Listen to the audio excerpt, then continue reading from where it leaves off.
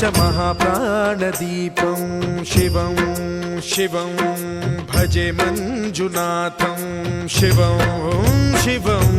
डं डं डडं डं डडं डं डडं डं डढक्कानिनादनवताण्डवाडम्बरं तद्दिम्मि तगदिम्मि दिद्दिम्मि दिमि दिम्मि सङ्गीतसाहित्य सुमकमलबम्बरम् ओङ्कार ह्रीङ्कार श्रीङ्कार ऐङ्कार मन्त्रबीजाक्षरं मञ्जुनाथेश्वरं ऋग्वेदमाद्यं यजुर्वेदवेद्यं सामप्रगीतम् अथर्वप्रभातं पुराणेतिहासप्रसिद्धं विशुद्धं प्रपञ्चैकसूत्रं विबुद्धं सुसिद्धं नकारं मकारं सिकारं बकारं यकारं निराकार साकार सारं महाकालकालं महानीलकण्ठं महानन्दनन्दं महाट्टाटहासं जटाजूटरङ्गैकगङ्गा सुचित्रं ज्वलद्वुग्रनेत्रं सुमित्रं सुगोत्रं महाकाशभासं महाभानुलिङ्गं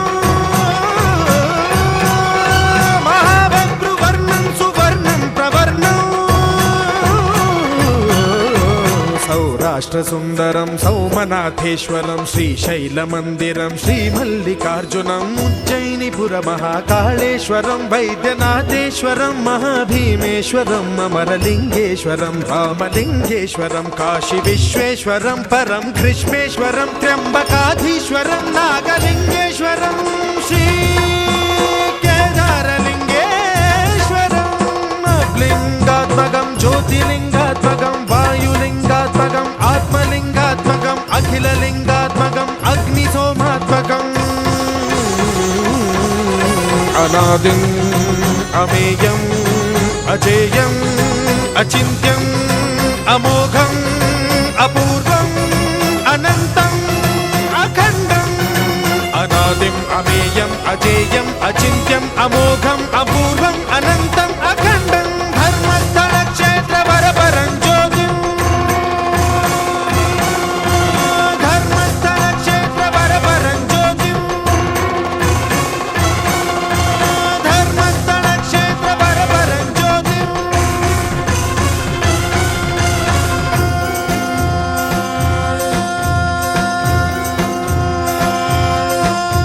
ॐ नमः सोमाय च सौम्याय च भव्याय च भाग्याय च शान्ताय च शौर्याय च योगाय च भोगाय च कालाय च कान्ताय च रम्याय च गम्याय च ईशाय च श्रीशाय च शर्वाय च सर्वाय च